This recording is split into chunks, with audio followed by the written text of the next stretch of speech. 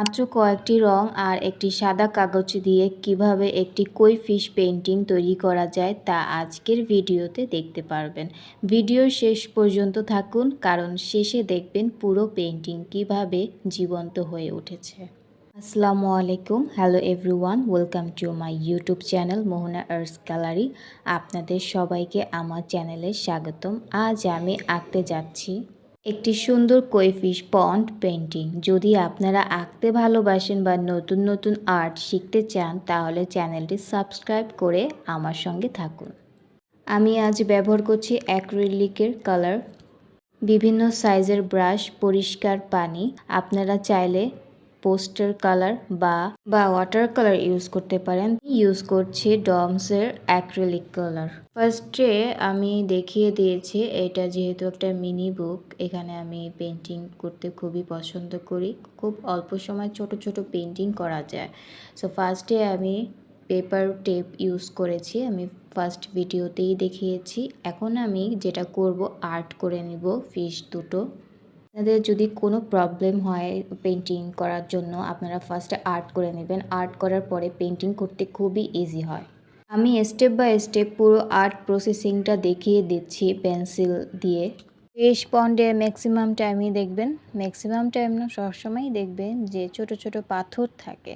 So আমি এখানে কিছু ছোট ছোট পাথর দিয়ে দিব, বা আমার পাথরগুলো একটু বড় হবে যেহেতু আমি এটা একটু অন্যরকম করে করছি। কিছু কিছু পেন্টিং আছে, যেমন এরকম কিছু পেন্টিং, ফিশ পন্ড, তারপর হচ্ছে ভিলেজ সিনারি, তখন আমরা একটু পেন্সিল দিয়ে আর্ট করলে কি হয়, ইজি হয় পেন্টিং করতে অ্যান্ড খুব ফাস্টলি হয়ে যায়। আবার কিছু কিছু পেন্টিং আছে যেগুলি খুবই সহজ, সানসেট, এগুলো হচ্ছে আমরা পেন্টিং দিয়ে স্টার্ট করতে পারবো। পেন্টিং করার শুরুতে আমি পুরো ব্যাকগ্রাউন্ডে হালকা হলুদ, গাঢ় সবুজ রং ব্যবহার করেছি যাতে পানির গভীরতা বোঝানো যায়। আমি ব্রাশ দিয়ে পুরো সার্কেল করছি ফিশের সাইড থেকে, যেন আমার পেন্টিং করতে খুবই ইজি হয়। আমি যেহেতু ফিশ কালারটি হোয়াইট কালার দিব, যার জন্য ফিশ কালারের মধ্যে যেন এই গ্রিন কালারটা ইন্টার না হয়, যার কারণে আমি খুব সাবধানে আস্তে ধীরে এই পেন্টিংটা করছি। আপনারা যখন পেন্টিংটা করবেন একটু সাবধানে করবেন, তাহলে এই পেন্টিংগুলো মিক্সড হয়ে যাবে না। এই পেন্টিংটা করতে আমার অনেক টাইম লেগেছে, যেহেতু ভিডিও করেছি, ভিডিওর প্রত্যেকটি অ্যাঙ্গেল আমাকে মেনটেন করতে হয়েছে। দেন আমাকে মেনটেন করতে হয়েছে গ্রিন কালার যেন ফিশের সাইডে যেন না সরে যায়, বা হচ্ছে গ্রিন কালার যেন পাথরের সাইডে না চলে যায়, তাহলে একটু খারাপ দেখাবে পেন্টিংটা। তাই অনেক সময় নিয়ে এই পেন্টিংটা করেছি। আপনাদের যদি মনে হয় এটা উপকারী হবে, বা আপনারা চাইলে আপনাদের মতন কালারিং করতে পারেন, বাট আর্ট প্রসেসিংটা অবশ্যই দেখে নিয়েছেন। আপনারা চাইলে আপনাদের ইচ্ছে মতন কালার দিয়ে করতে পারেন। সো এটা আমি আমার মতন করেছি, আপনারা আপনাদের মতন করবেন। অ্যান্ড আপনাদের যাদের ভালো লাগবে এটা করতে, আপনারা ট্রাই করতে পারেন। সো আমার এই ভিডিওগুলো যদি আপনাদের ভালো লাগে, অবশ্যই সাবস্ক্রাইব করতে ভুলবেন না, লাইক কমেন্ট করতে ভুলবেন না। আপনাদের জন্য আমি অনেক টাইম নিয়ে এই পেন্টিংগুলো করেছি, এডিটিং করতে অনেক সময় লেগেছে। তো আমি পাথরের কালারটি ব্রাউন দিয়েছি, আপনারা চাইলে এই পাথরের কালারটি অ্যাশ কালার দিতে পারেন।